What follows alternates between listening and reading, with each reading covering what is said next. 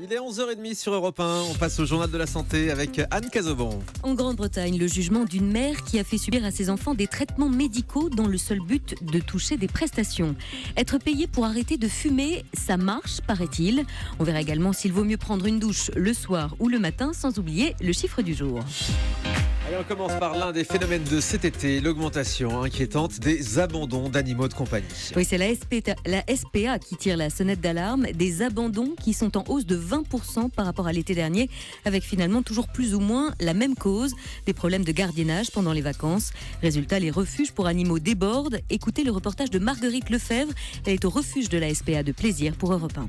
L'organisation du refuge est devenue un vrai casse-tête. Il faut en permanence optimiser la place, répartir les animaux pour pouvoir gérer toutes les arrivées incessantes depuis le début des vacances. Des animaux, on en récupère tous les jours.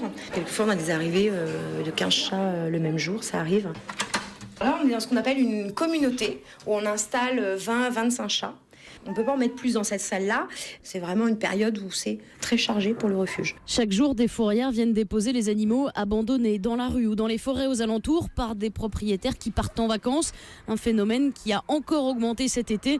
Dans ce refuge, il y a en ce moment 360 animaux. Pas moyen d'en accueillir un de plus, selon Marie-Laure Caron, la responsable de la SPA des Yvelines. Là, c'est notre maximum. On ne peut plus en rajouter. Malheureusement, il y a énormément de chats. On n'arrive pas à sauver tout le monde. C'est plus important que les années précédentes. Donc, c'est assez dur parce que les vacances, c'est juste pour des vacances, donc c'est juste pour 15 jours. Donc se séparer d'un animal avec qui on a vécu pendant peut-être 5-6 ans, juste pour 15 jours s'en séparer, c'est dur. Les gens qui s'investissent peuvent trouver une solution au problème. La SPA qui compte désormais sur les retours de vacances et la rentrée pour que les adoptions reprennent et que tous ces animaux abandonnés trouvent de nouveaux propriétaires. Voilà donc ce reportage à la SPA. Chaque année, on constate ces abandons d'animaux. Assumez vos animaux de compagnie, évidemment, avant d'en arriver là.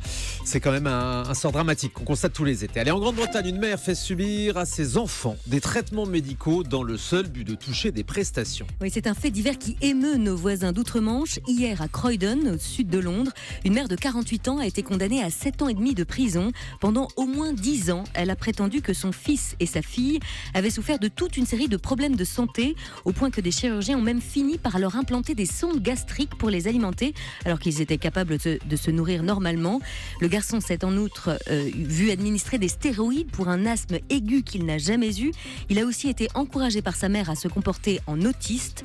Selon la police, au total, cette femme avait demandé à recevoir pour 375 000 livres sterling d'aide financière. 114 personnes avaient apporté leur témoignage. Se faire payer pour arrêter de fumer. Oui, arrêter de fumer pour préserver sa santé reste difficile, mais arrêter de fumer pour de l'argent, alors là tout de suite, il y a beaucoup plus de monde.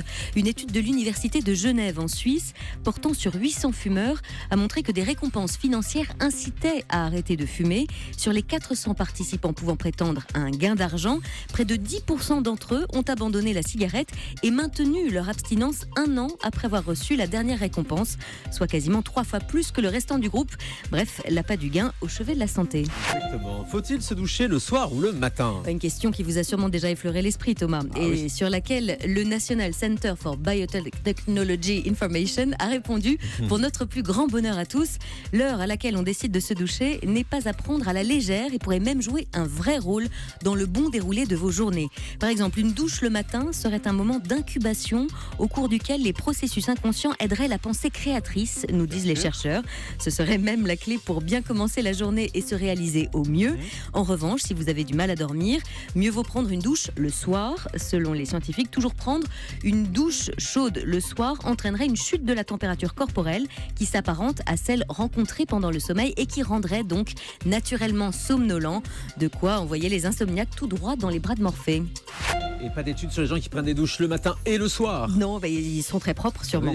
Mais c'est pas déconseillé non plus.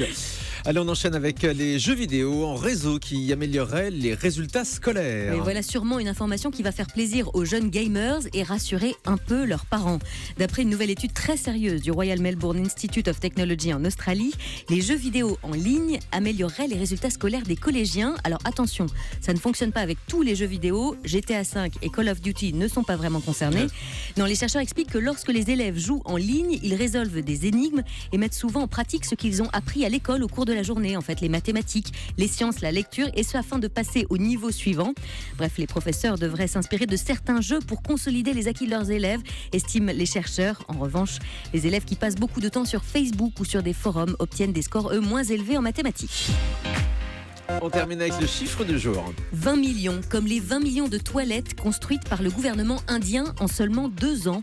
Un chantier d'envergure pour lutter contre l'un des problèmes majeurs de santé publique en Inde, la défécation en plein air, qui concerne près de 594 millions d'Indiens, soit quasiment la moitié du pays selon l'UNICEF.